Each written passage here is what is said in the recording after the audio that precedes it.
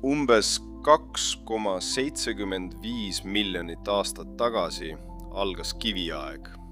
Aeg, mil inimene õppis kasutama kivi, luud ja puitu tööriistadena. Esimesed inimesed olid rändurid, kes otsisid toitu ja varju. Nad elasid karjana ning liikusid mööda tuttavat piirkonda tuhandeid aastaid. See oli inimkonna algus. Vanema kiviaja lõpul kodustati koer ja ehitati esimesed paadid. Neandertaallane ja tark inimene hakkasid mõtlema elust ja surmast ning tundsid vajadust maailma kujutada. Nii sündis kunst. Kiviaeg oli pikk ja muutlik, kuid just siis kujunes inimene selliseks, nagu me teda täna tunneme. Sugukonna elu juhtisid ja korraldasid vanemad, targemad ja auväärsemad sugukonna liikmed.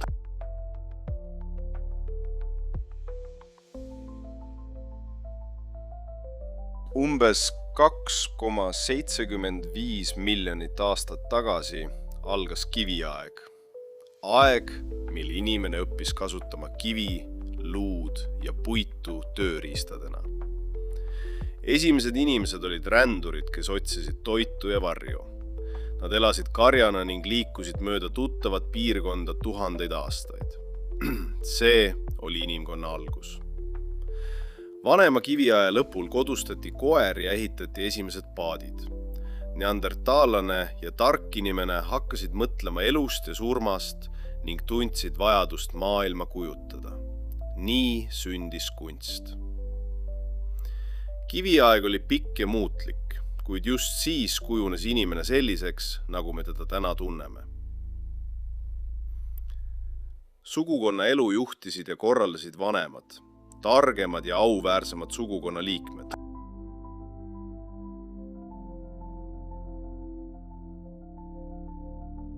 Arvatakse, et juba umbes 1,6 miljonit aastat tagasi said inimesed aru tulekasust. Mõne aja pärast õppis inimene ise seda tekitama. Tuli muutis inimese elu. Küpsetatud liha oli maitsvam ja andis rohkem energiat. Tuli peletas metsloomi ja tõi inimesed ühte kohta. Neandertallane õppis tuld süütama puutükke hõõrudes. Tark inimene ränikivi abil. Tule ümber sündis kogukond. Koht, kus räägiti lugusid, jagati saaki ja hoiti üksteist. Tuli andis soojust, valgust ja turvatunnet. See oli hetk, mil inimene hakkas tundma kodu tähendust.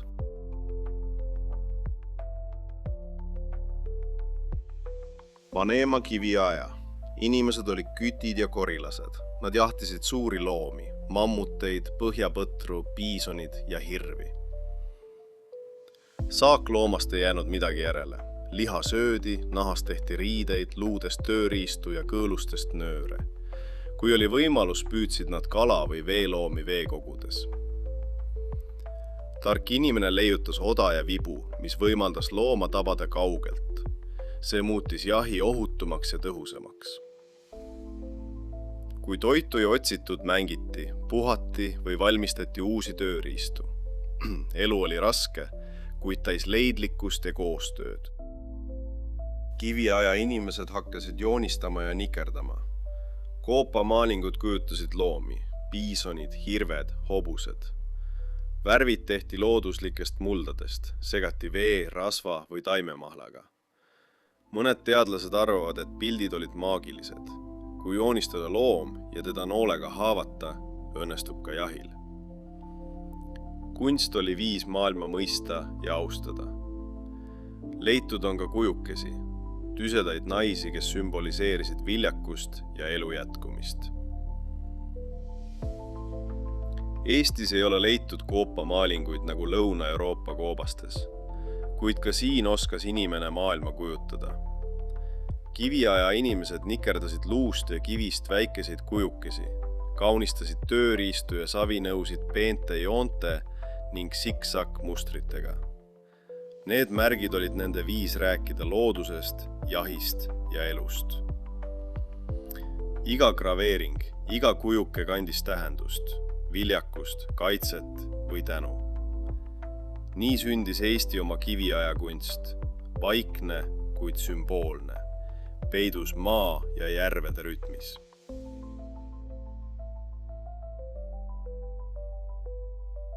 Umbes 12 000 kuni 10 000 aastat tagasi õppis inimene põldu harima ja loomi kasvatama. Põllu harimine sai alguse korilusest, loodusandide korjamine toiduks. Lähis-Idas tekkis viljakas poolkuu, piirkond, kus kasvas nisu ja oder. Inimene jäi paigale, ehitas kodu ja asula. Hiljem hakkasid inimesed ka loomi põllumajanduses kasutama. Tööriistad muutusid täpsemaks, savinõud võimaldasid toitu keeta ja säilitada. Nii sündis käsitöö, tööjaotus ja esimesed ametid. Mõni oskas paremini kirvest valmistada, teine kududa kangast või ehitada maju. Põlluharimine muutis maailma.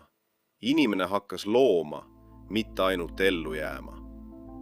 See oli samm kultuuri ja ühiskonna sünni poole.